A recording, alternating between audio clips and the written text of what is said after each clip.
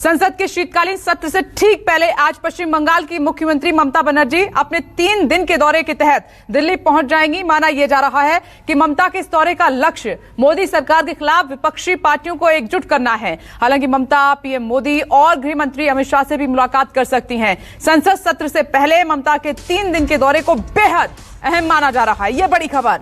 समझा जाता है कि कृषि कानूनों की वापसी के बाद वो बीएसएफ के अधिकारों समेत कई और मुद्दों पर सरकार की घेराबंदी के लिए विपक्ष को एकजुट करने की कोशिश करेंगी। ममता कृषि कानूनों का खुलकर विरोध करती रही हैं और अब जब कानून वापस लेने का ऐलान हो चुका है तो विपक्ष को एक बार फिर से संसद में सरकार की घेराबंदी करने का मुद्दा मिल गया है। ममता बनर्जी आज से 25 नवंबर तक दिल्ली में रहेंगी और इस दौरे पर ममता पीएम मोदी और गृह मंत्री अमित शाह समेत कई विपक्ष के सीनियर लीडर्स से मुलाकात कर सकती हैं। दिल्ली में ममता की मुलाकात बीजेपी सांसद वरुण गांधी से भी हो सकती है। तो रमन, एक बार फिर से मोर्चाबंदी करने के लिए आ रही हैं दीदी, विपक्ष को एकजुट करेंगी और शीतकालीन सत्र में मुश्किलें खड़ी होंगी। फिर देखिए विपनेश, पश्चिम बंगाल के मुख्यमंत्री ममता बनर्जी का 3 दिन का दिल्ली दौरा अपने आप में काफी महत्वपूर्ण है, क्योंकि आप देखिए कि यूथ तृणमूल कांग्रेस अध्यक्ष की गिरफ्तारी के विरोध में 15 के 15 सांसद टीएमसी के होम मिनिस्टर के दफ्तर के सामने धरना देते हैं, क्योंकि उन्हें अपॉइंटमेंट अभी तक नहीं मिल रहा है।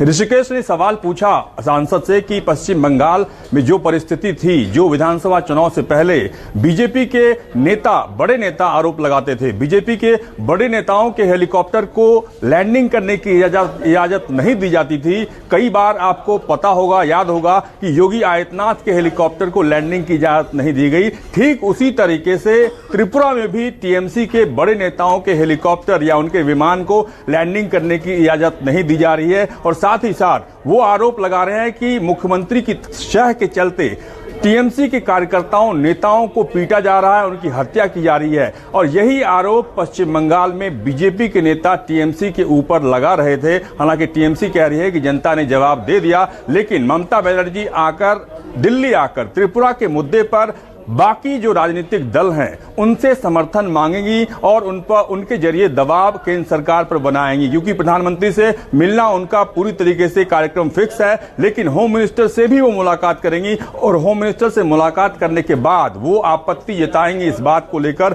कि जिस तरीके से त्रिपुरा में पुलिस को जिस तरीके से इस्तेमाल किया जा रहा है टीएमसी के कार्यकर्ताओं के खिलाफ, टीएमसी के नेताओं के खिलाफ, उसे होम मिनिस्टर देखें, उस पर होम मिनिस्टर क्या जवाब देते हैं, ये अपने आप में बड़ी बात होगी। रमन, में लौटती हूं तो ऋषिकेश, ये टीएमसी के सांसद ऐसे ही बैठे रहेंगे क्योंकि मुलाकात के लिए वक्त तो नहीं मिल रहा है।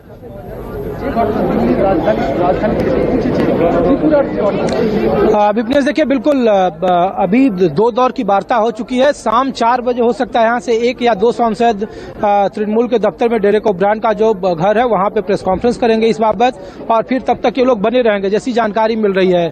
परसों यानी बुधवार को मुख्यमंत्री की मुलाकात है प्रधानमंत्री से, तो वहाँ भी वो आपत्ति जताएंगी। कल सोनिया गांधी से उनकी मिलने, देखिए 2 अधिकारी गृह मंत्रालय की तरफ से यहाँ पे आए हुए हैं और सांसदों से लगातार बात कर रहे हैं कि यहाँ से वो उठ जाए, यहाँ से चले जाएं। उनकी बातों को वो पहुंचा दिए हैं गृह मंत्री के कार्यालय की तरफ। लेकिन अभी तक जब तक अपॉइंटमेंट साफ नहीं होगा तब तक तृणमूल कांग्रेस के सांसद, जो 15 सांसद हैं, वो यहाँ पे बैठे रहेंगे और काफी तकरीबन 2 से ढाई घंटे का वक्त बीत गया है। देखिए कि बिल्कुल आराम से बैठे हुए हैं और निश्चिंत भाव से बैठे हुए हैं। कब तक आप लोग बैठेंगे मैडम यहाँ पे? जब तक आप आए अब तो हम लोग हैं। क्या अपॉइंटमेंट अभी नहीं मिला? अधिकारी तो बात कर रहे थे आप। नहीं, अपॉइंटमेंट नहीं दिया अभी तक। नहीं दिया है, तो जब तक अपॉइंटमेंट नहीं हुआ तब तक आप लोग बैठे रहेंगे? हम लोग बैठा है, आप लोग अभी रहिए ना। भूख लग गया क्या? नहीं, वो बीजेपी कह रही है कि जो बंगाल में हिंसा हुई थी उसी तरीके की हिंसा त्रिपुरा में हो रही है, तो बंगाल के वक्त ये सोचना चाहिए था। तो विपनेश, देखिए जब तक अपॉइंटमेंट नहीं मिलेगा तब तक ये लोग बैठे रहेंगे। शाम 4 बजे प्रेस कॉन्फ्रेंस होगी जैसा सूचना दी जा रही है। मुख्यमंत्री शाम 5 बजे तक पहुंचेंगे दिल्ली और उसके बाद फिर इसमें कोई नया डेवलपमेंट होगा। लेकिन गृह मंत्री से मुलाकात जब तक नहीं होगी तब तक ये धरना जारी रहेगा। गृह मंत्रालय के बाहर की तस्वीर है, कोशिशें की जा रही है और एक तस्वीर देखिए कि इस वजह से यहाँ की सुरक्षा व्यवस्था कितनी चाक चौबंद है। ये तस्वीर आप देखें कि सभी लोगों को एक बैरिकेड के अंदर कर दिया गया है। जो भी यहाँ पे पत्रकार हैं और जो भी नेता आएंगे उन्हें खास करके इस बात की सूचना यहाँ नहीं जाने दिया जा रहा है।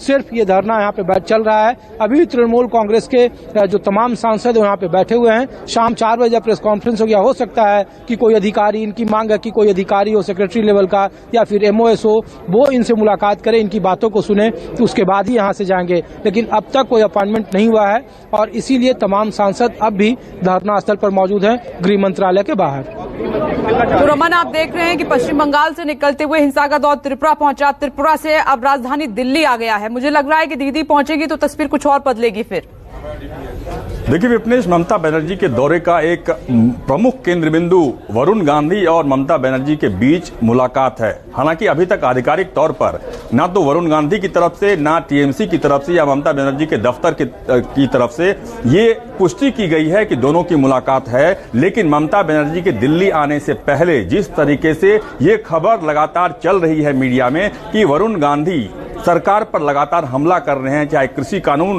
के मुद्दे पर हो या MSP के मुद्दे पर हो, अब ममता बनर्जी और वरुण गांधी के बीच मुलाकात होने के बाद कहीं न कहीं केंद्र सरकार पर या BJP पर एक दबाव इस बात को लेकर हो सकता है कि वरुण गांधी के खिलाफ क्या अनुशासनात्मक कार्रवाई की जाए।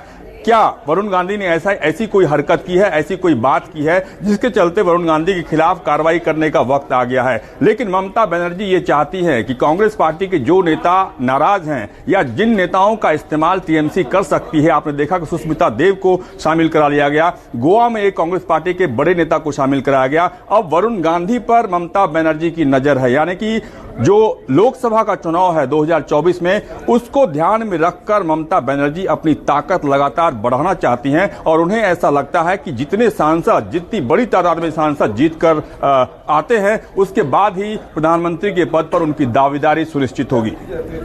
रमन, आप बिल्कुल सही कह रहे हैं। बहुत बहुत शुक्रिया आपका। ऋषिकेश कुमार, आपका भी बहुत बहुत शुक्रिया। दीदी के आने का इंतजार कर रहे हैं उनके सांसद। नमस्कार, मैं हूं मानक गुप्ता। अगर आपको हमारा ये वीडियो पसंद आया हो तो इसे लाइक और शेयर जरूर करें और हाँ, हमें सब्सक्राइब और फॉलो करना ना भूलें ताकि आप देश और दुनिया की कोई खबर मिस ना करें।